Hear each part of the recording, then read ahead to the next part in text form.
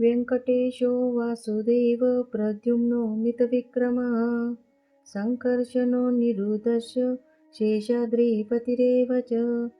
जनार्दनपद्मनाभो वेङ्कटाचलवासिनः सृष्टिकर्ता जगन्नाथो माधवो भक्तवत्सलः गोविन्दो गोपति कृष्ण केशवो गरुडध्वज वराहो वामनशैव नारायण अधोक्षज श्रीधर पुण्डरीकाक्ष सर्वदेवस्तुतो हरि श्रीनृसिंहो महासिंह सूत्रकार पुरातनः रमानाथो महाभर्ता मधुर पुरुषोत्तमः चोलपुत्र प्रियशान्तो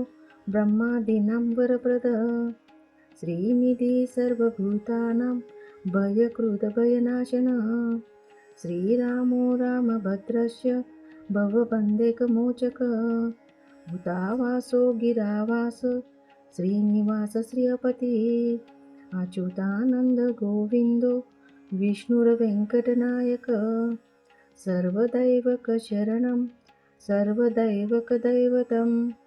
समस्तदेवकवचं सर्वदेवशिखामणिः इतीदं कीर्तितं यस्य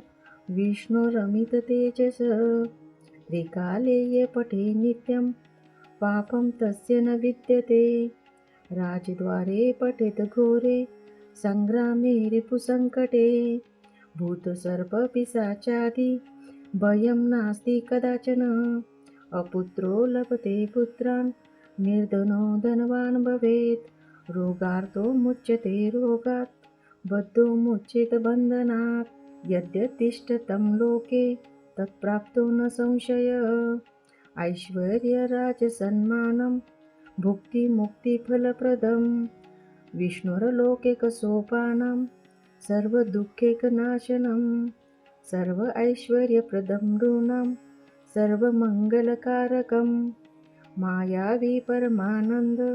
त्वक्ता वैकुण्ठ उत्तमं स्वामी पुष्करणीतीरे रमया सह मोदते कल्याण अद्भुतगात्राय कामितार्थप्रदायिने श्रीमद्वेङ्कटनाथाय